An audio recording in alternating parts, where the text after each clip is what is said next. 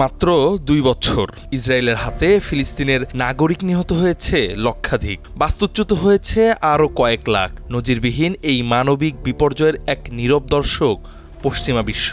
বলা যায় প্রত্যক্ষ না হলেও পরোক্ষভাবে এ হত্যাকাণ্ডের সহযোগী তারা।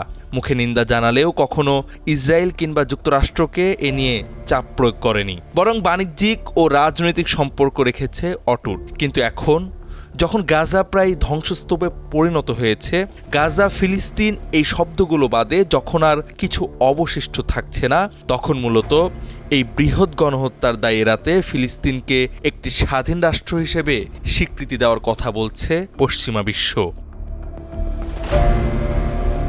যুক্তরাজ্য, অস্ট্রেলিয়া এবং কানাডার মতো দেশগুলো ফিলিস্তিনকে রাষ্ট্র হিসেবে স্বীকৃতি দিয়েছে।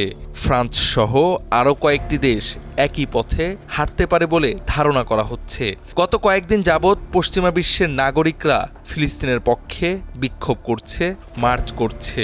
মূলত এই চাপেই দেশগুলোর সরকার বাধ্য হচ্ছে নিজেদের দায় এড়াতে স্বীকৃতির পথে হাঁটতে। যদিও ইসরায়েলের প্রধানমন্ত্রী বেনিয়ামিন নেতানিয়াহু দেশগুলোর এই সিদ্ধান্তকে হামাসের সন্ত্রাসবাদের উপহার বলে আখ্যায়িত করেছেন এবং যুক্তরাষ্ট্র এর তীব্র বিরোধিতা করছে।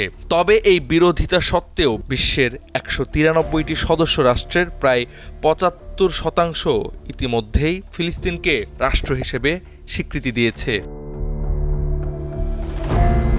তবে একথা সবাই বিশ্বাস করে যে এই স্বীকৃতি মূলত প্রতীকী, কারণ ইসরায়েলের আগ্রাসন এবং দখলদারিত্বের কারণে ফিলিস্তিনের কোনো আন্তর্জাতিকভাবে স্বীকৃত সীমানা, রাজধানী বা সেনাবাহিনী নেই।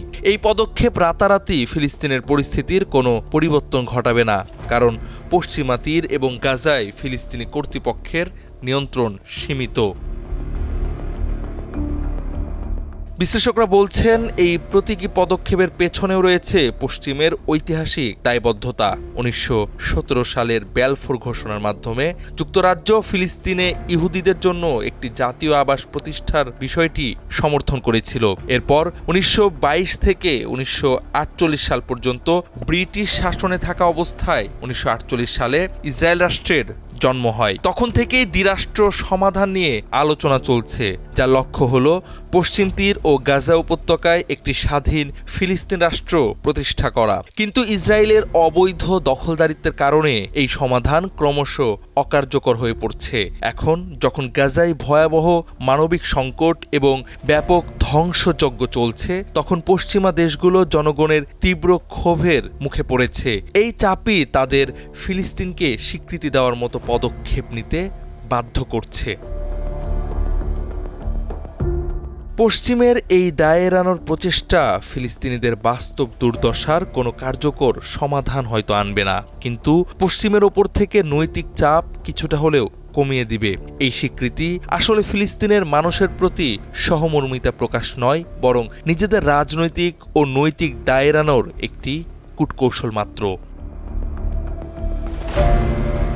জাওয়াদ আহমদ, সময়ের আলো।